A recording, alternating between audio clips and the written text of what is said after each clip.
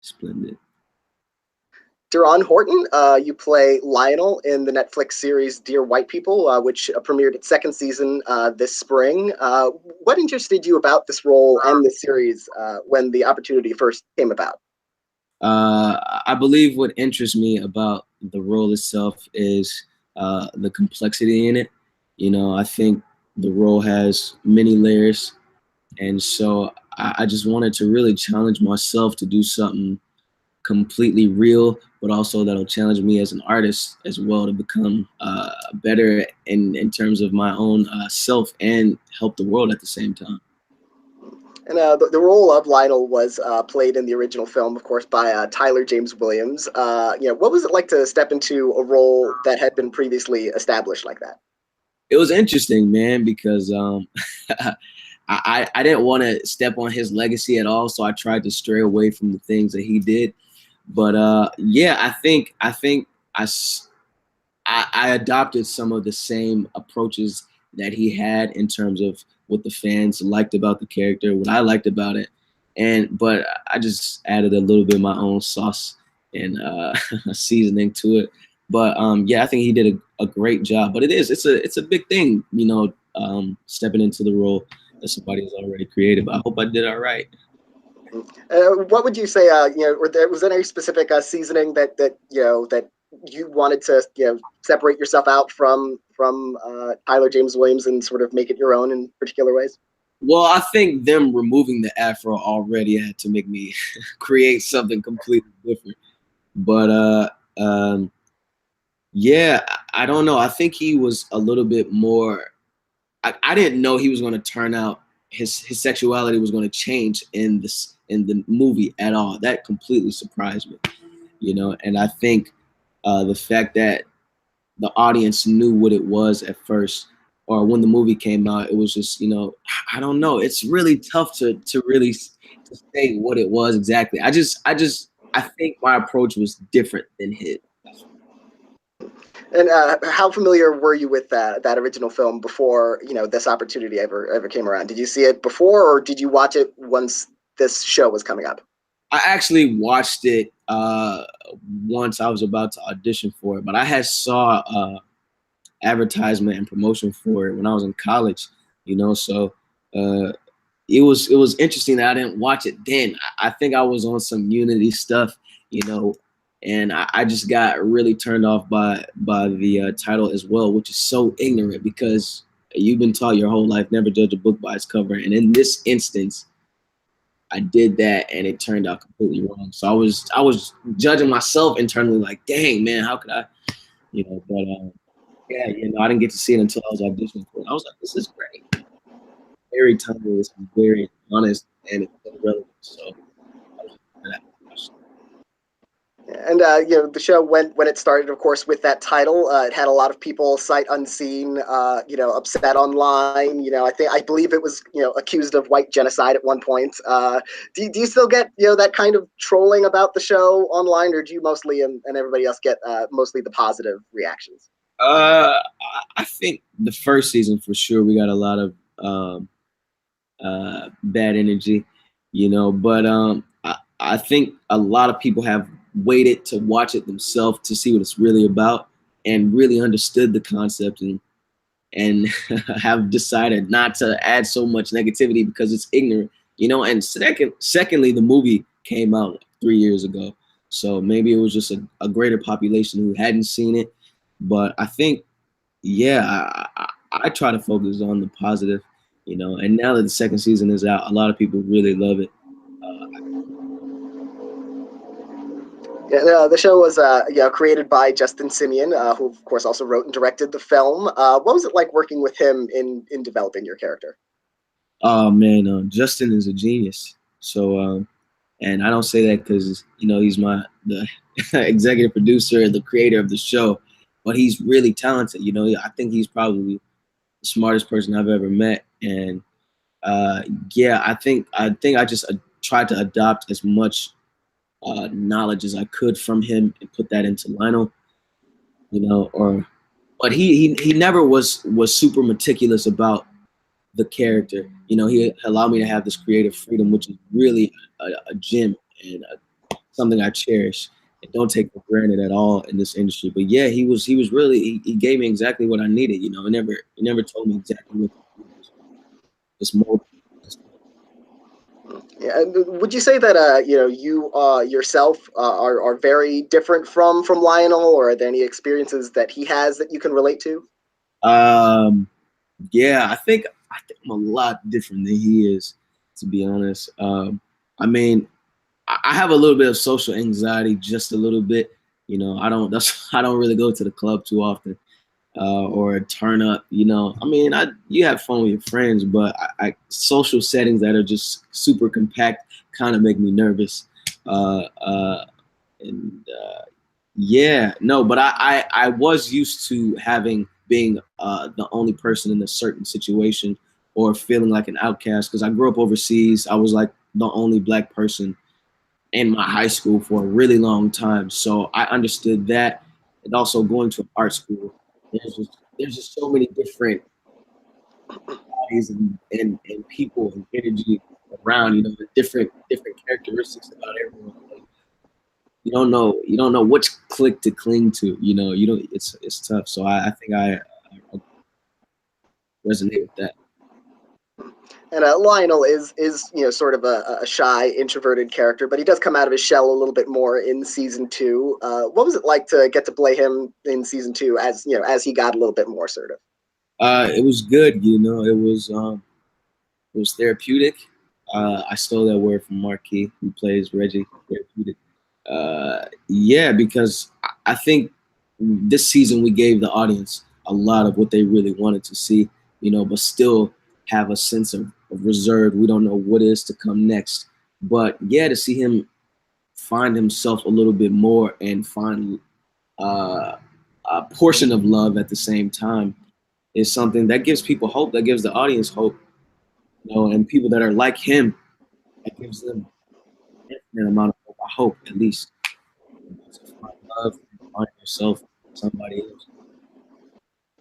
And what's great about the format of the show, I imagine, for an actor is that each episode of the show gets highlights the point of view of a different character. So you get certain episodes where you're kind of a supporting character, and then these few episodes it's really all about Lionel. What's it like to get to dig in deep into him when you get to have him be the central focus of an episode? It's a lot of pressure, you know. It's so fun because I can't wait. You know, I get super excited. We never get the scripts really beforehand.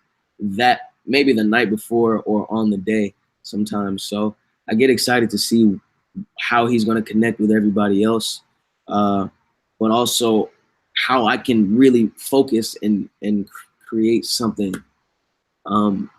strategic, but also really challenging. You know, I get excited. I really love what I do. You know what I'm saying? And to play that I created, that it's completely opposite. And Lionel gets a new love interest in season two, Wesley, played by Rudy Martinez. What was it like working with him this season and developing that new rapport for Lionel? It was great. It feels like their brains really connected. You know, Lionel's a nerd, uh, and so is Wesley, and so I think they really had this unspoken love that you can't get with somebody in Winchester, no one else. You know, and when he realizes Wesley's mindset on love and monogamy is different than his, I think that really devastates him. You know, but just the fact that he's able to experience love for just a moment in time is really important. And sometimes we as people just forget to live in the moment of this love right now. You know, look at the future a lot. Yeah, I think that was beautiful to have Lionel cared for, you know, somebody else really care about the same things he does. And yeah, it just gives him an optimistic view on life. And another interesting relationship for Lionel that we saw explored a little bit more was the rival journalist at the paper, Brooke, played by Courtney Sauls, who he clashes with, but he also teams up with to find this racist troll on campus. That character is so intense, has with her personality. What was it like to play those characters off of each other? It's so funny. Courtney's incredible. She's a really good actor, and yeah, we really believe one another in the scene. You know, it doesn't feel like we're playing a character. You know, we both really try to, or really do embody these people because we believe it. We've taken our time with the characters, and so it just feels so honest. And I think we have a hard time not laughing and breaking in the scene because we really believe each other, you know. But yeah, it's really good. She really challenges me as well to. And also in season 2, Tyler James Williams does make an appearance, though not in a role that shares any screen time with any of the main characters on the show.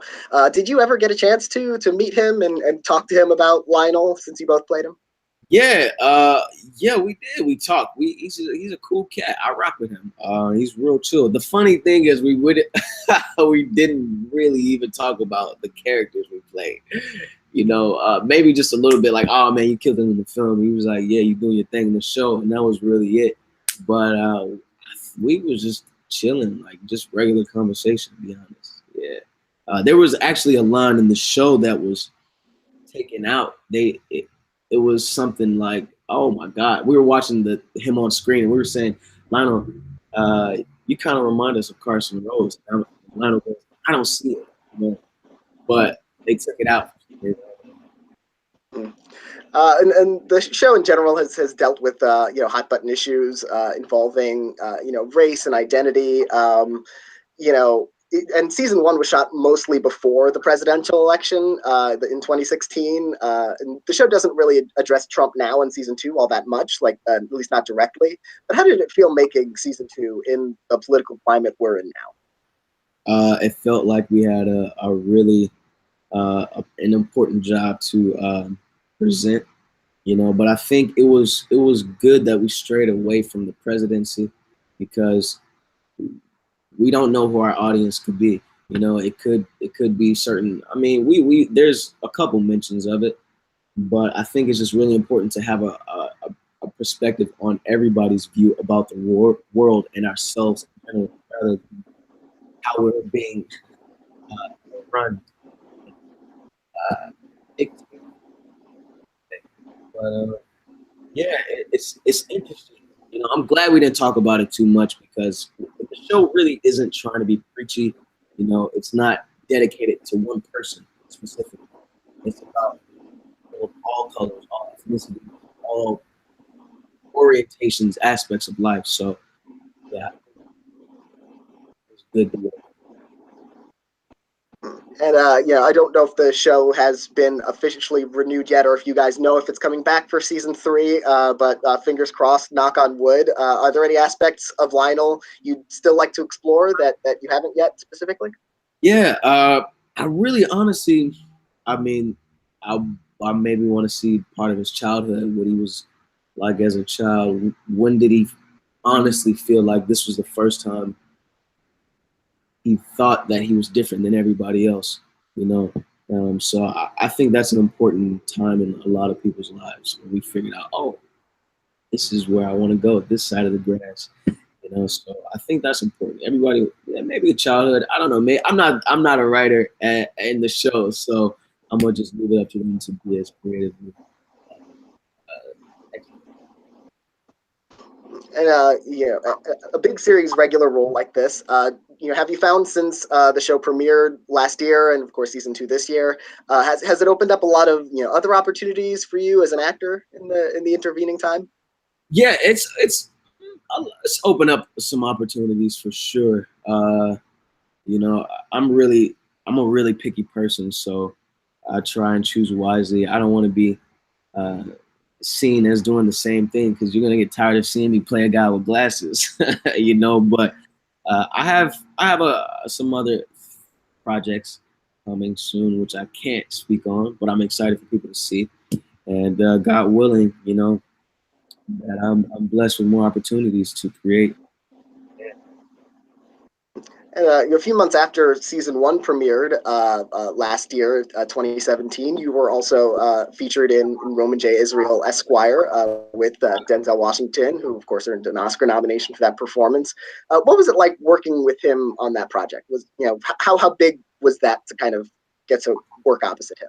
It was really big. It was it was really shocking, man. I can't like I want to sit here and marinate in it, but it was super surprising, shocking for sure. And even at the table read, I couldn't. I felt myself not sucking in oxygen. You know what I'm saying? Because I'm like, I've watched this man from when I was in high school, from even younger than that, and studied him and thought, Jesus, I wish I could be in his position one day. And to see myself in a scene and really look at him and see that this is somebody who I've almost adopted as a father, is something I can't explain. It's like a lucid dream, You were there completely, but you still feel like it's unreal just a little bit. But yeah, it was a learning experience. It was incredible. I hope I did good. It's weird trying to act at the same time as stargazing. I was steadily telling myself that this is real, But man, Denzel Washington is even good in person acting, not even on screen, even in person. And yeah, he was really gracious.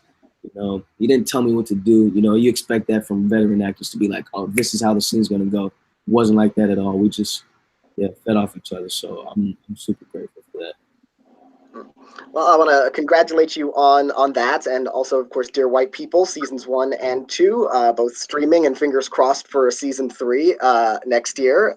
Thank you so much for talking with me today. Thank you, Daniel, man. Thank you so much.